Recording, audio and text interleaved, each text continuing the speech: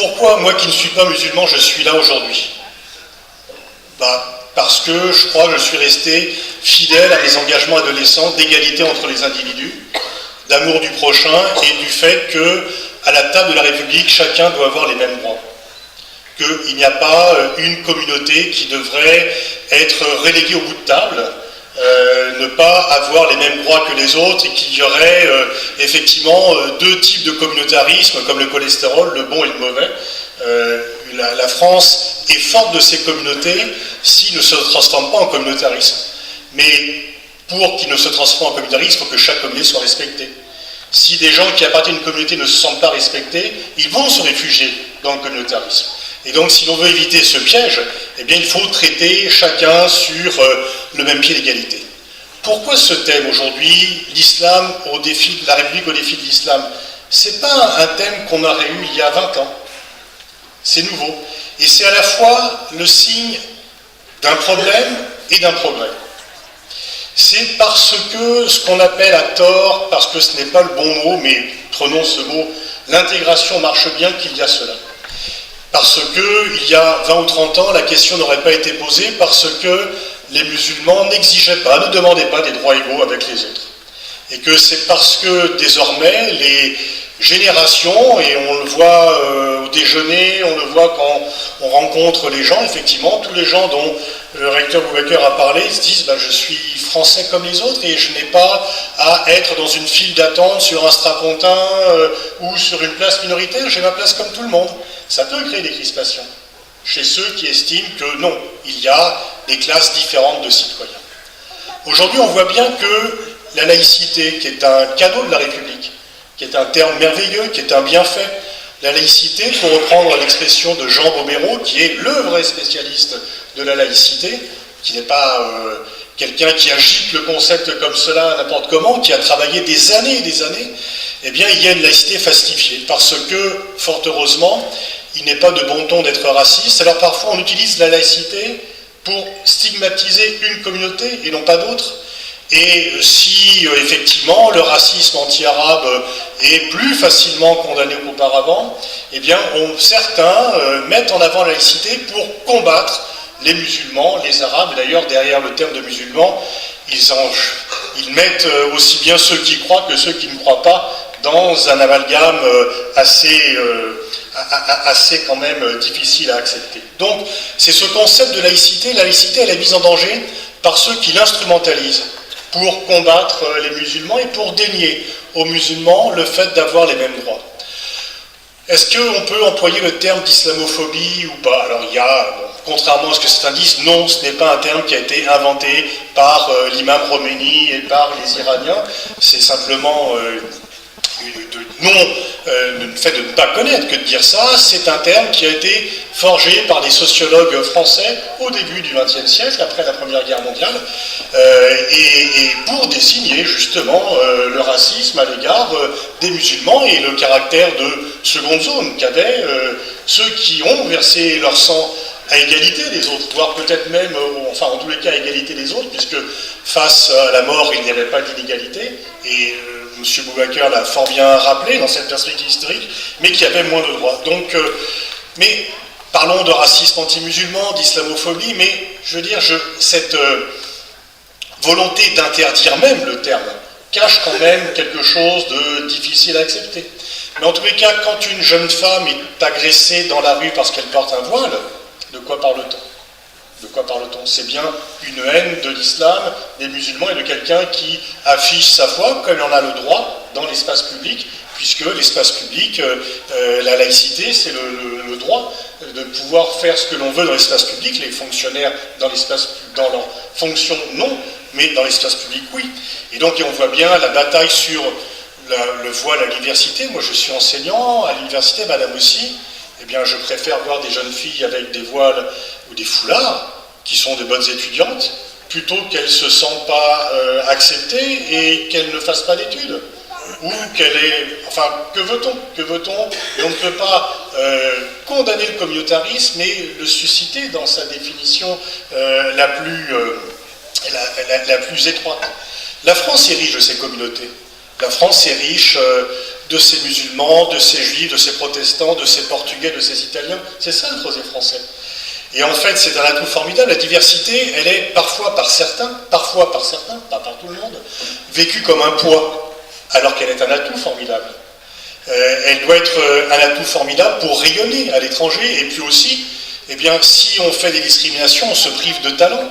On se prive de talents qui partiront, et le fait effectivement que, aujourd'hui encore, de jeunes diplômés musulmans pensent qu'ils ont plus de possibilités d'exercer leur talent, de faire reconnaître la valeur de leur diplôme s'ils partent en Angleterre ou dans les pays du Golfe ou ailleurs, et quelque chose, la France, en faisant cela, se tire une balle dans le pied, puisqu'on forme des gens et on n'en bénéficie pas par la suite. Et puis il y a le regard. Moi je passe une semaine par mois à l'étranger, et bien souvent on me dit mais qu'est-ce qui se passe en France? La France apparaît comme un pays qui a un problème avec l'islam, avec les musulmans.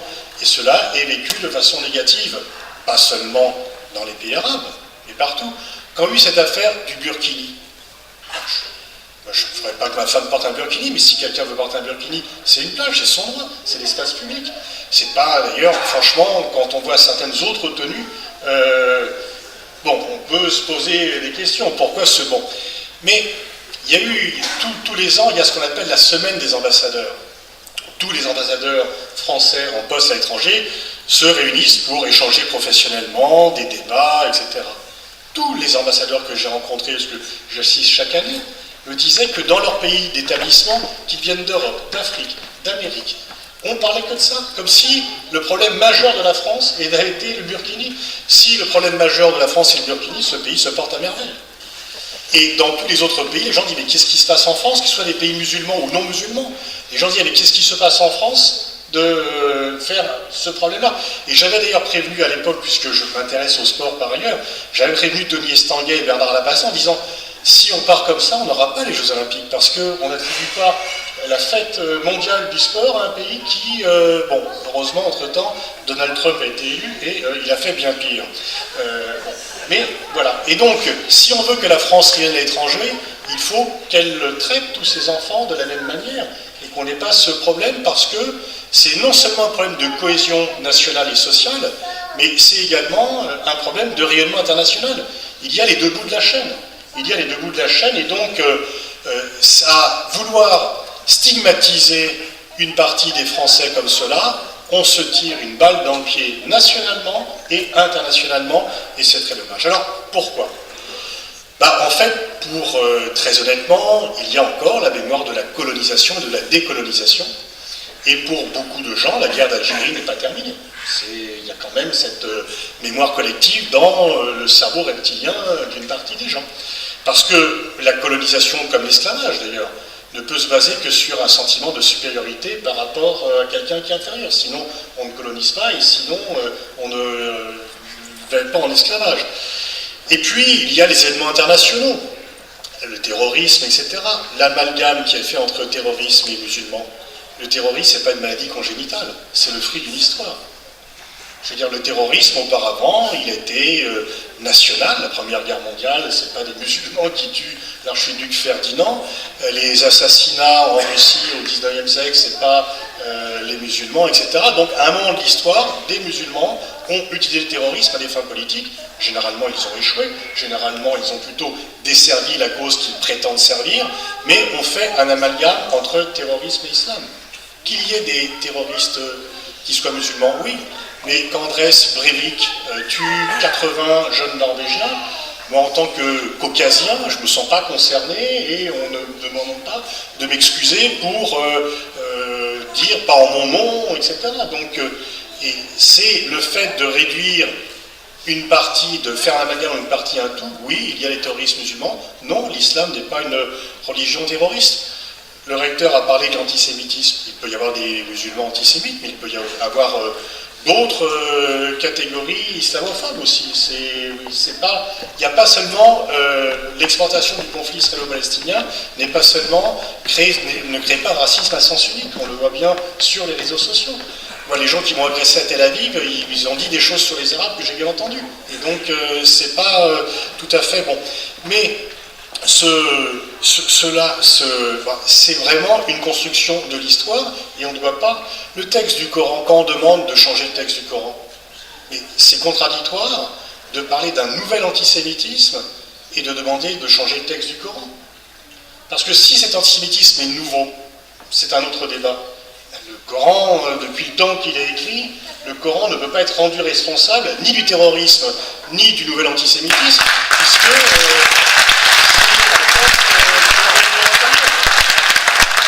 ce qui est dramatique là-dedans, c'est l'absence de recul, l'absence de réflexion, parce que des choses aussi simples quand même, que de dire changer le texte de votre religion, oui, tous les textes religieux ont des scènes de violence, mais le Coran n'en a pas le monopole, loin de là.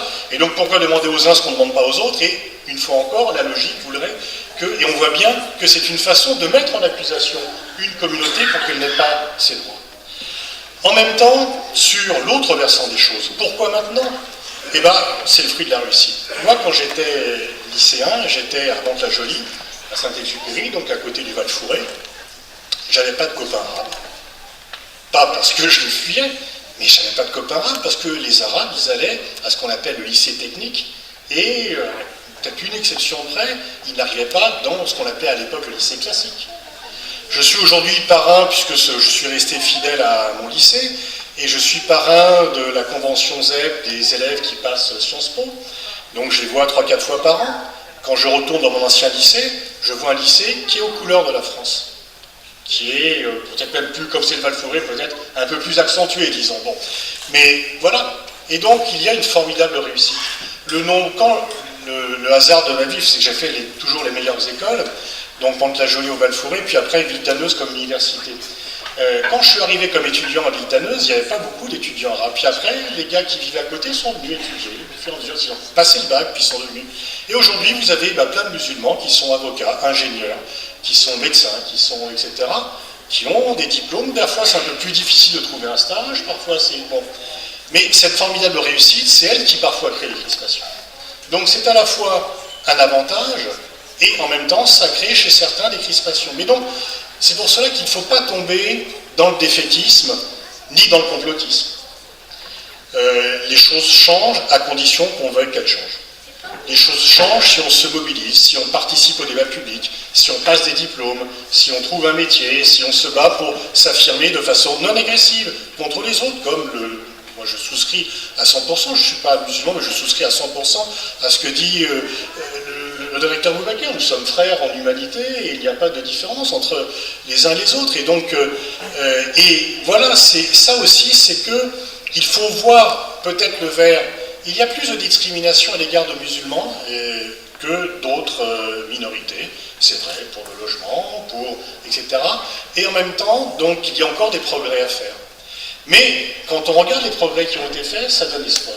Ça donne espoir et ça donne la volonté de continuer à se battre, d'affirmer les droits égaux de chacun, parce que c'est là qu'est l'avenir. C'est là que... Et il ne faut surtout pas céder au défaitisme en disant on n'y peut rien, on ne changera rien, les gens nous sont hostiles, parce que ça, c'est la voie de la facilité.